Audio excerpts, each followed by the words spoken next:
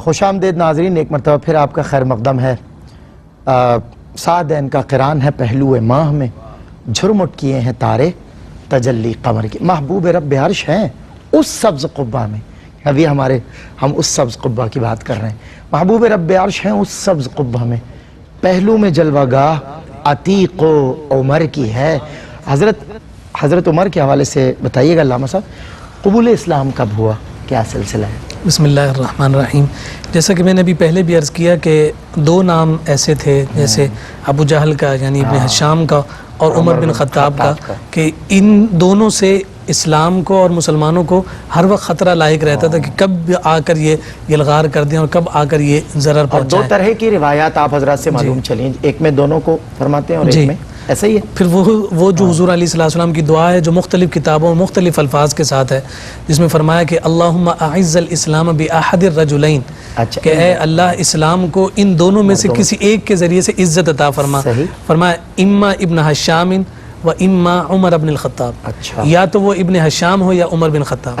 اب یہ عمر تو وہ ہیں کہ جن کا نام ہی پہلے چن لیا گیا تھا کہ یہی ہیں آباد کرنے والے۔ اچھا، یہاں یہ بھی بات سمجھ آ رہی ہے کہ حضور نے دو کی بات کی، اللہ نے ایک کو منتخب فرمایا۔ سبحان اللہ۔ تو اسی وجہ سے جیسے حضرت نے فرمایا نا کہ مراد خدا اور مراد رسول، اسی جانب اشارہ ہوتا ہے کہ اللہ رب العزت نے عمر بن خطاب رضی اللہ تعالیٰ عنہ کا انتخاب فرمایا۔ پہلے اس بارگاہ سے انتخاب ہوا، پھر قلب مصطفیٰ میں عمر کی محبت ڈالی گئی اور مراد رسول بنے آپ کے اسلام لانے کے مختلف واقعات تاریخ کی کتابوں میں ہمیں ملتے ہیں، لیکن ایک معروف واقعہ ہے جو سنن بہقی میں موجود، امام حاکم نے مستدرک میں ذکر کیا، اسی طرح سے دارقطنی میں ہمیں وہ موجود نظر آتا ہے، اور جو تاریخ کی بڑی امہات کتب اور سیرت کی نظر آتی ہیں اس میں جو بہن اور بہنوئی کے ساتھ کا معاملہ ہے۔ میں تھوڑا سا ربط عرض کرنا چاہتا ہوں دیگر واقعات کو، تاکہ ہمارے ناظرین تک ان واقعات کی طرف اشارہ ہو جائے۔ بعثت نبوی صلی اللہ علیہ وسلم سے تھوڑا عرصہ قبل یا تھوڑے عرصے بعد، یہ بخاری شریف کے الفاظ ہیں، حضرت عمر خود بیان کر رہے ہیں، کہتے ہیں کہ میں ایک بت خانے میں جا کر سوتا تھا،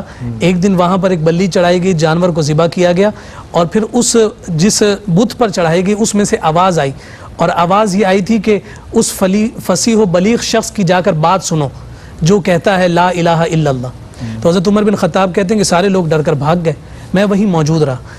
ان الفاظ میں ان الفاظ کا کوئی روب حضرت عمر کی شخصیت پر ہمیں نظر نہیں آتا، لیکن یہ ضرور ہے کہ ابتدا ہو گئی ہے جھکاؤ کی۔ پھر حضرت عمر بن خطاب رضی اللہ تعالیٰ عنہ کی وہ روایت جو مسند امام احمد بن حنبل میں موجود ہے، آپ کہتے ہیں کہ میں حضور علیہ السلام کا پیچھا کرتے ہوئے مسجد حرام چلا گیا، حضور نماز پڑھ رہے تھے اور اونچی آواز میں تلاوت کر رہے تھے، سورۃ الحاقہ کی تلاوت چل رہی تھی، میرے ذہن میں خیال آیا کہ یہ تو مجھے کسی انسان کا کلام نہیں لگتا، تو حضور کی زبان پر تھا انہو لقول رسول کریم، یہ تو بزرگ قاصد کا کلام ہے، ان کا قول ہے۔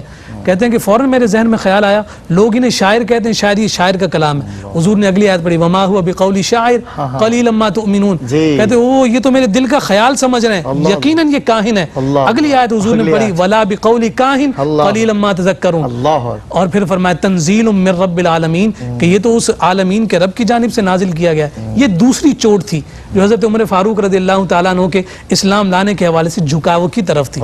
اور پھر اب ظاہر سی بات ہے کہ وہ قرآن سن لیا ہے، لیکن مستقل مزاج ہیں، استقامت پسند ہیں، اور ایک وہ روب اور دبدبہ اور اپنی انا جو ہے وہ سامنے آڑے آتی ہے کہ کیسے میں ایک دم جا کر جھک جاؤں۔ اور پھر جب مظالم کرتے تھے، جو غلام ملتا اس کو مارتے پیٹتے تھے، جو مسلمان ملتا اس پر تشدد کرتے ہیں، لیکن کوئی بھی ان کے ساتھ ملنے کو تیار نہیں، جو ہو گیا حضور کا بس ہو کر رہ گیا، سب کچھ برداشت کر رہے ہیں۔ اب جب تھک ہار گئے نا، پھر تلوار لی اور چل پڑے۔ رستے میں فرد ملا، پوچھا کہاں جا رہے ہو؟ معاذ اللہ محمد کو قتل کرنے، کہا وہاں بعد میں جانا، پہلے گھر کی خبر لو۔ اب جب گھر پہنچے ہیں وہ سارا واقعہ، اور اس وقت پھر جب اپنی بہن سے کہا کہ قرآن سنا تو دو، تو آپ نے جب سنایا تو ایک روایت یہ ہے کہ آپ نے سورہ طٰہٰ کی تلاوت کی، اور دوسری روایت یہ ہے کہ آپ نے سورہ حدید کی تلاوت کی، سبح للہ ما فی السماوات و ما فی الارض۔ ایک دم چونک گئے کہ زمین و آسمان کے مالک کی تسبیح ہو رہی ہے۔ اور پھر آگے جب آیا نا آمنوا باللہ ورسولہ، کہ ایمان لے آؤ اللہ اور اس کے رسول پر، تو امام دارقطنی نے کہا کہ یہ ادھر قرآن کی آیت تھی، ادھر عمر کی زبان پر اشہد ان لا الہ الا اللہ کے کلمات تھے۔ اگر سورہ طٰہٰ والی روایت لیں تو یہ آیت آتی اننی انا اللہ لا الہ الا انا فاعبدنی واقم الصلاۃ لذکری کا یہ آیت سنی فوراً زبان پر کلمہ جاری ہو گیا. تو یہ سارے جو واقعات ہمیں تسلسل کے ساتھ نظر آ رہے ہیں یہ حضرت عمر فاروق رضی اللہ تعالی عنہ کے ایمان لانے کی جانب تھے اور پھر حضور علیہ السلام کی بارگاہ میں پہنچے. عمر کیسے آنا ہوا؟ یا رسول اللہ آپ پر ایمان لانے آیا ہوں. اور آقا کائنات صلی اللہ علیہ وسلم نے تکبیر بلند فرمائی جو مکہ کی گلیوں میں گونجی. اور پھر وہ دن تھا 40 لوگ نکلے, ایک کی قیادت حمزہ کر رہے ہیں, دوسرے کی قیادت عمر کر رہے ہیں, اور سارا کفر جو ہے مایوسی کی حالت میں ہے کہ اب انہیں کون روکے. ان کے ساتھ تو اللہ کے 2 شیر شامل ہو. اللہ اکبر.